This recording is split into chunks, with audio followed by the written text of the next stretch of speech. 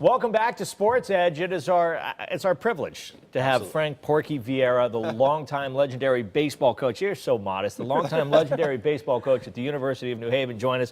We're just going to talk some sports here. What a lot of people don't know about you coaches, before you got into coaching baseball, you were a heck of a basketball player. You're right. Tell us about yourself a little bit. In other words, like I was talking before the show, that I worked at it. I think anything you do, you have to have a passion. And I love to practice. I love to run, and it was just something I had to do because to me, I had a goal. I knew where I was going. And I think people in this day and age, if you have a passion to what you're doing, you're going to be good at it. And I just worked my wagon at it. So I wasn't surprised. I went up against Wilt Chamberlain and outscored him, and everybody made a big deal out of it. And I said, what's the big deal? It's just Wilt what's so Chamberlain. new? You mentioned about having a goal. What was your goal? Was your goal to be a great baseball coach? My goal originally was either to be a professional athlete or a college coach. So, once I didn't make it as a pro, I took 45 years into coaching, which I loved every minute of it. And your baseball coaching career kind of happened by accident. Take us through that. You were at Quinnipiac, and how did this come about? I went over to New Haven at that time. I was thinking I wanted to be a Division I basketball coach.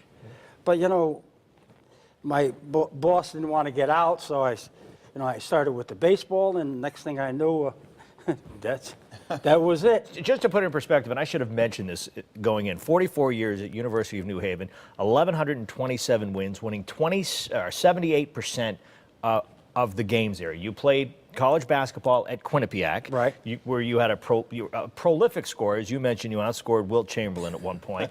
You wanted to coach basketball. You get into coaching baseball, and as we say, your numbers speak for themselves. I mean, you are a Hall of Fame coach. What are you doing now? How are you keeping busy? We know you had a recent bout with cancer, and just like everything else you faced, you beat that too. Tell us about what you're doing now, how you're feeling. I still try to go into school every day, and I try to promote the program. I'm trying to, they named the field after me, so I want to. They make you cut the grass, don't they? Yeah, whatever. And I probably would. And you mentioned hitting. You're a great coach of hitting. You used to talk hitting with Ted Williams, correct? Exactly. Ted Williams and myself, I worked 3 summers with Ted Williams, and he was just out of this world, he was a low-key guy with me, and I can't tell you the stories with. He was a little bit whacked up, but Your first season, right? You're brought in to be an assistant basketball coach at University of New Haven. Right. They just started a baseball program there, and they say, all right, look, for a little extra income, you can take over that baseball season. You won 16 games, lost 3, I think, your first year, right? Yeah. And was it like one losing season over the next 44 years you had in all that time? So what was it that you just said? At what point did you say, okay, this is it. I want to be a baseball coach, and I'm loving this? I think when I knew that I didn't have a shot to be a Division I basketball coach. And the other thing, a lot of people don't realize, I had a great career in refereeing. I did almost, 2,000 games, and I worked at every arena, Madison Square Garden, Boston Garden, and I loved it. Yeah. I know that's the only thing no one ever talks about. Yeah. The work with Calhoun. The $1 million question: how'd you get your nickname? I don't. Oh, here we go. Come on. I mean, they named a movie after you. All right, here it is. I lived in Bridgeport, Harold Avenue, right? Here's my house. And right across the street, there was Nellie McKenna. She had a patch on her eye. She smoked a pipe. And every morning I come out and I say, woman. Is this a true story? The true story. All right. I say, good morning, Nellie. She said, don't you give me that, you little Porky.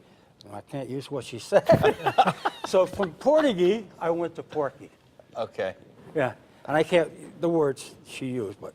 And I had that nickname since I was like 5 or 6 years old. Yeah, well, she gave you a name that has become legendary, especially in Connecticut. Oh, yeah. So we were thinking we were going to have a name for this segment, Connecticut Sports Legends, and you'd be our first interview of that segment with that namesake. What do you think? That's great. I love it. Anything I can get to keep my name in the paper, I'll do anything. As long as it's not the police blotter, right? Watch out for that. Watch Well, when it. baseball season comes around, we'll have you back. Whatever you want. Will you give us hitting lessons? I think you're too late. Yeah. Yeah, still the have hitting 4 years lesson, of I think, would just be eligibility. take the bat out of our hands. That'd be the best lesson you can give us. Listen, we thank you so much for coming by. It's my pleasure. It was probably a long way to go for a little bit, but we appreciate it. It means a lot to us, and it's good to see you looking as well as you look, and look forward to seeing more of you. Thank you very much for the interview. All right, thanks so much. I appreciate it. Porky Viera. He's a Connecticut treasure. That'll do it for Sports Edge tonight. Thanks for spending some time with us.